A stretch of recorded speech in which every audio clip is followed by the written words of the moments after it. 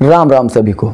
अपने पिछले लेसन में हमने ग्रहों के बल के बारे में बात की थी। हमने बात की थी कि कोई भी ग्रह अपनी मित्र राशि में, अपनी उच्च राशि में और अपनी राशि में बली होता है, वहीं कोई ग्रह अपनी शत्रु राशि में और अपनी नीच राशि में सबसे ज्यादा कमजोर होता है। पिछले लेसन में हमने बात की थी कि ग्रहों की मित्र राशि कौन सी होती है, ग्रहों की शत्रु राशि कौन सी होती है। आज के इस लेसन में हम सीखेंगे, जानेंगे कि ग्रहों की उच्च राशि कौन सी होती है, नीच राशि कौन सी होती है, क्योंकि कोई भी ग्रह अपनी उच्च राशि में बैठकर सबसे ज्यादा बली होता है। ग्रह की उच्च राशि से मतलब होता है ग्रह का वो स्थान जहां पर कि ग्रह सबसे ज्यादा पावरफुल हो जाता है। जब ग्रह सबसे ज्यादा पावरफुल होता है तब वह अपने सबसे बेटर रिजल्ट आपको देता है। वहीं जन्म कुंडली में कोई ग्रह अगर अपनी नीच राशि में बैठता है तो नीच राशि एक ऐसा स्थान कहा जाता है जहां पर ग्रह सबसे ज्यादा कमजोर होता है, तो वहां पर बैठकर वो सबसे कम अच्छे फल देता है। तो सबसे पहले तो हम यह जानते हैं कि ग्रहों की नीच राशि कौन सी होती है, उच्च राशि कौन सी होती है, और किंतु उसको जानने से पहले हमें समझना होगा ग्रहों की डिग्रीज के बारे में। आपने अपनी जन्म कुंडली में देखा होगा कि कोई ग्रह किसी विशेष डिग्री पर लिखा है, क्योंकि जैसे कि हमने आपको ये प्रैक्टिस करने के लिए कुंडली दी थी, इनमें भी आपने देखा कि यहां पर सूर्य के आगे 02 लिखा है, बुध के आगे 24 लिखा है, शनि के आगे 18 लिखा है, राहु के आगे 9 लिखा है, गुरु के आगे 24 लिखा है, चंद्र के आगे 4 लिखा है और मंगल के आगे 9 लिखा है, केतु के आगे 9 लिखा है। तो ये वास्तव में होता क्या है, देखिएगा ये होती है ग्रहों की डिग्री। हमारे जन्म के समय जो ग्रह जिस डिग्री पर होता है कुंडली में उस डिग्री को लिखा जाता है। जैसे कि जिस समय की ये कुंडली है उस समय सूर्य 2 डिग्री पर रहा होगा, तो यहां पर सूर्य को 2 डिग्री पर लिख दिया गया। अब आपके मन में प्रश्न आएगा कि ये 2 डिग्री क्या होता है, कहां से आती है ये डिग्रियां, किस तरह से हम जाने। तो आज के इस लेसन में इसी का उत्तर सबसे पहले जान लेते हैं। तो हमने शुरू में आपको बताया था कि ये 360 डिग्री का एक सर्किल होता है, जो कुंडली होती है 360 डिग्री का एक सर्किल होता है। इस 360 को जब 12 से डिवाइड करते हैं तब 30 आता है। तो 360 का सर्कल अर्थात 360 डिग्री ये होता है 360 डिग्रीज, और इन 360 डिग्री को 12 भागों में डिवाइड किया जाता है। तब ये जो एक बॉक्स होता है ना, ये बॉक्स निकल कर आता है 30 डिग्री का। तो ये टोटल हमारे पास कितने हैं, 12 बॉक्सेस। तो 12 × 30 इक्वल 360। हमारी अर्थ जो है 360 डिग्री पर रोटेट कर रही है और हमारी अर्थ की पोजीशन से ये कुंडली बनती है। कहने को जब हम देखते हैं तो हमें लगता है कि सूर्य रोटेट कर रहा है, किंतु वास्तव में सूर्य स्थिर है, हमारी पृथ्वी रोटेट कर रही है ना। तो जो रोटेशन 360 डिग्री पर घूम रहा है, उसी रोटेशन के आधार पर ग्रहों की डिग्री निर्धारित की जाती है। सूर्य का जो ग्रह जितने दिन में चक्कर लगाता है, एक चक्कर लगाता है, उस चक्कर में वो एक राशि में जितने दिन रहता है उस राशि के पीरियड को गोचर काल कहा जाता है। आपके जन्म के समय ग्रह जिस डिग्री पर गोचर कर रहा हो वो डिग्री लिख दी जाती है। यानी कि मान लीजिएगा ये मेष राशि है, ठीक है, जिस दिन आपका जन्म हुआ उस दिन सूर्य इस वाले पॉइंट पर आ गया। मान लीजिएगा सूर्य किसी समय इस पॉइंट से चला होगा, ये 360 डिग्री का रोटेशन पृथ्वी कर रही है। पहले एक चीज समझिए, डिग्री सूर्य की लिखी जाती है मगर पृथ्वी के रोटेशन के हिसाब से, है ना। किंतु क्योंकि पृथ्वी से हम आसमान का एक नक्शा देखते हैं, एक फोटो खींचते हैं, तो इसलिए माना जाता है कि सूर्य रोटेट कर रहा है, क्योंकि जन्म कुंडली में आप देखेंगे सूर्य ही रोटेट कर रहा होता है। तो यहां पर ज्योतिष की भाषा में हम सूर्य को ही घुमाते हैं। तो मान लीजिएगा आपके जन्म के 10 दिन पहले सूर्य यहां पर शुरू किया होगा अपनी यात्रा, जैसे आप अपनी यात्रा रोज शुरू करते हैं, और उसको कहां पहुंचना है, यहां पर पहुंचना है। तो ये इस यात्रा के 30 पॉइंट्स हैं, ठीक है, 1 2 दिन 1 2 3 4 5 6 7 8। तो आपके जन्म के समय मान लीजिएगा सूर्य यहां पर आ गया। अब यहां से शुरू किया, यहां पर जाना है, तो यहां से यहां तक की जो दूरी है 30 किलोमीटर है। आप ऐसे मानिएगा कि जो एक बॉक्स है इसकी दूरी इस पॉइंट से लेकर इस पॉइंट तक की 30 किलोमीटर है, और आपके जन्म के समय सूर्य 5 किलोमीटर चल चुका। तो आपकी कुंडली में लिख दिया जाएगा कि सूर्य 5 डिग्री का है या 5 डिग्री चल चुका है। इसी तरह से मान लीजिएगा आपके जन्म के समय चंद्र या कोई यहां से लेकर यहां तक जाना है, यहां से यहां तक की जो दूरी है कितनी है, 30 किलोमीटर। ठीक है, जब आपका जन्म हुआ उस समय चंद्र जो है 20 किलोमीटर चल चुका था, तो आपकी जन्म कुंडली में चंद्र कितना लिखा जाएगा, 20 डिग्री। तो जो गोचर काल है ग्रहों का, उसके आधार पर ये डिग्री डिसाइड होती है। तो कोई ग्रह किस राशि में कितने दिन रहता है, सबसे पहले इसको समझ लीजिएगा, उसके आधार पर ही ये डिग्री डिसाइड होती है। तो आप देखेंगे सूर्य एक राशि में 30 दिन रहता है, यानी कि मान लीजिएगा कि सूर्य आज यहां से चला 0 डिग्री और यहां पर आना है 30 डिग्री, यानी कि ये तो स्टार्टिंग पॉइंट है, 0 किलोमीटर 30 किलोमीटर आना है। तो क्योंकि एक राशि में 30 दिन रहता है, तो यानी कि जब सूर्य चला, मान लीजिएगा सूर्य चला 15 जनवरी को, यहां से चला 15 जनवरी को चला, तो 15 जनवरी को चलने के लिए एक राशि में 30 दिन रहता है, तो सीधी सी बात है 14 फरवरी तक वो इस राशि में रहेगा। आपका जन्म हुआ मान लीजिएगा 20 जनवरी को, तो सीधी सी बात है कि सूर्य 5 डिग्री चल चुका है या 5 किलोमीटर चल चुका है, तो आपकी कुंडली में सूर्य 5 डिग्री का लिखा जाएगा। तो इसी तरह से सभी ग्रहों का होता है।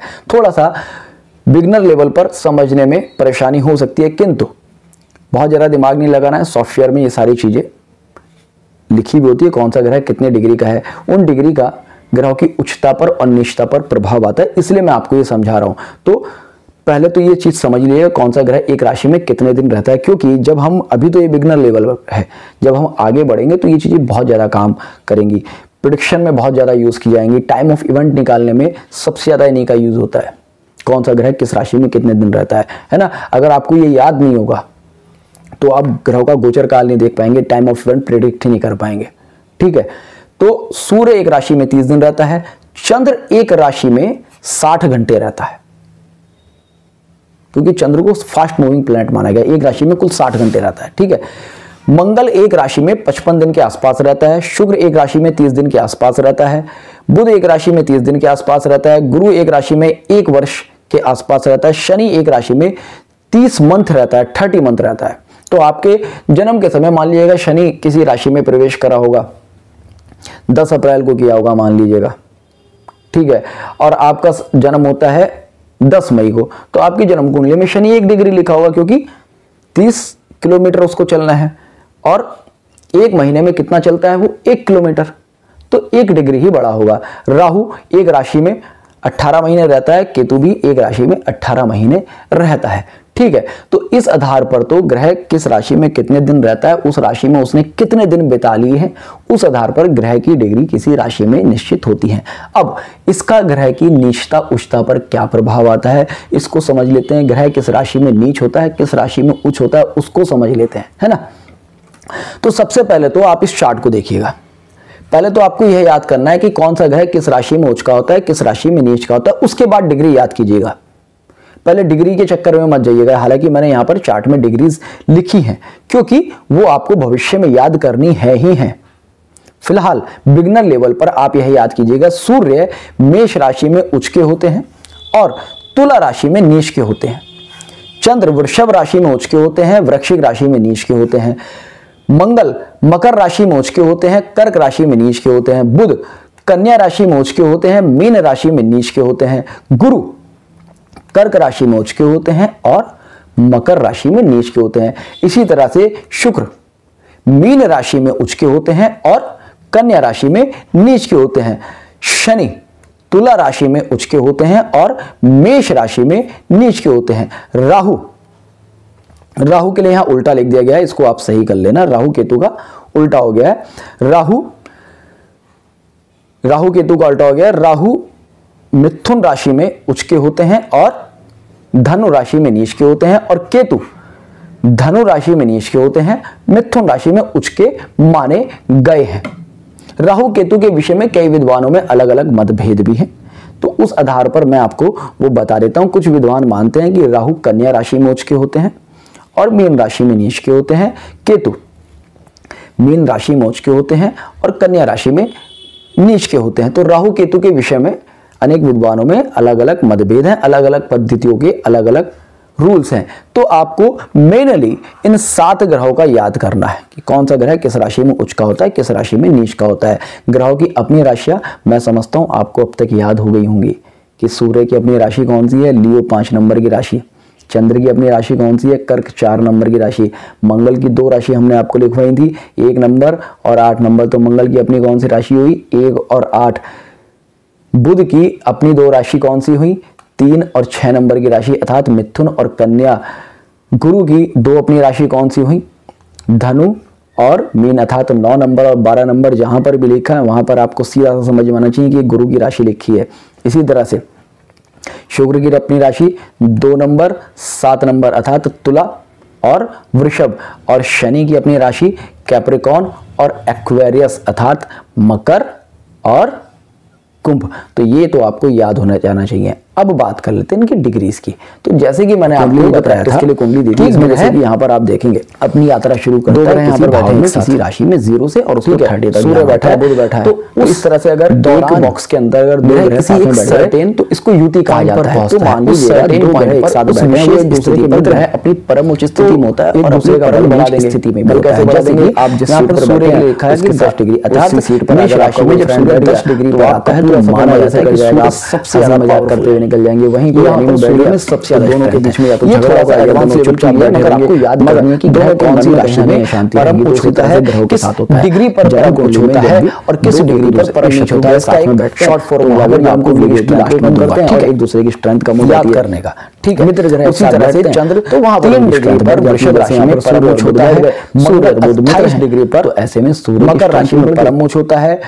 बुध 15 डिग्री कन्या राशि में परम उच्च स्थिति में होता है। गुरु 5 डिग्री कर्क राशि में परम उच्च होता है। शुक्र 27 डिग्री मीन राशि में परम उच्च होता है और शनि 20 डिग्री तुला राशि में परम उच्च होता है। ग्रह जिस डिग्री पर उच्च होते हैं उसी डिग्री पर नीच के होते हैं। जैसे कि यहां पर सूर्य लिखा है मेष राशि में 10 डिग्री पर परम उच्च हो गया, तो तुला राशि में जो उसकी नीच राशि है वहां पर परम नीच हो गया 10 ही डिग्री पर। आप पूरा चार्ट देखेंगे तो ये पूरा चार्ट आपको ऐसे ही दिखेगा। तो पहले तो आपको ये चार्ट ना अच्छे से याद करना है। आपको ग्रह कौन सी राशि में नीच का होता है, कौन सी राशि में उच्च का होता है, अच्छे से इस चीज को समझना है, याद करना है। अब मैं आपको एक शॉर्ट ट्रिक बताता हूं ग्रहों की उच्चता और नीचता को याद करने की। आप सबसे पहले तो ग्रहों की या तो उच्च याद कर लीजिएगा या नीच याद कर लीजिएगा, सारे ग्रहों की। जैसे कि सूर्य के लिए मेष राशि, चंद्र के लिए वृषभ राशि, मंगल के लिए मकर राशि, आपने ये याद कर लिया। उसके बाद कोई भी ग्रह जिस राशि में उच्च होता है उसके 7th हाउस में जो राशि आती है वहां पर नीच होता है। तो सबसे पहले हम यहां देखो राशियां लिखते हैं 1 2 3 4 5 6 7 8 9 10 11 12। हमने क्या लिखा था कि सूर्य मेष राशि में परम उच्च होता है।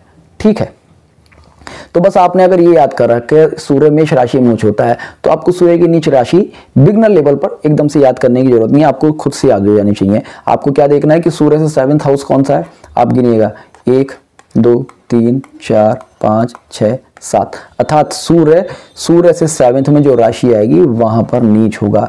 किस डिग्री पर सूर्य परम उच्च हो रहा था, 10 पर, तो 10 पर ही परम नीच होगा। बहुत ही सिंपल सा है।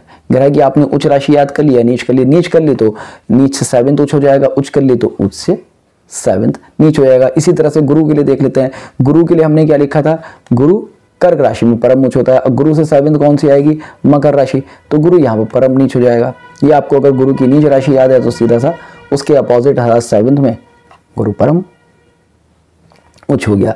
अब इसी तरह से शनि के लिए देख लीजिएगा, शनि की उच्च राशि कौन सी है, तुला राशि। जहां पर 7 नंबर लिखा होगा वहां पर शनि परम उच्च होगा। तो शनि से अपोजिट है 7th हाउस में कौन सी आती है, मेष राशि, तो यहां पर शनि नीच हो गया। मंगल देख लो, मंगल यहां पर कहां होता है, सबसे परम नीच कर्क राशि में, और कर्क से 7th कौन सी है, मकर राशि, यहां पर परम उच्च हो गया। चंद्र के लिए देख लीजिएगा, चंद्र के लिए हमने उच्च राशि कौन सी लिखी थी, वृषभ राशि, और चंद्र से 7th देखेंगे कौन सी राशि आती है, वृश्चिक राशि, तो यहां पर चंद्र परम नीच हो गया।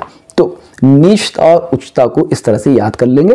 ठीक है, और इसकी जरूरत पड़ती है प्रेडिक्शन में ग्रहों का बल निकालने के लिए। तो होपफुली आज के इस लेसन में आपने काफी कुछ सीखा होगा, आपको आज का ये लेसन पसंद आया होगा। तो जुड़ रहे अष्ट सूत्र के साथ, मिलते हैं नेक्स्ट वीडियो में। तब तक के लिए जय हिंद, जय भारत।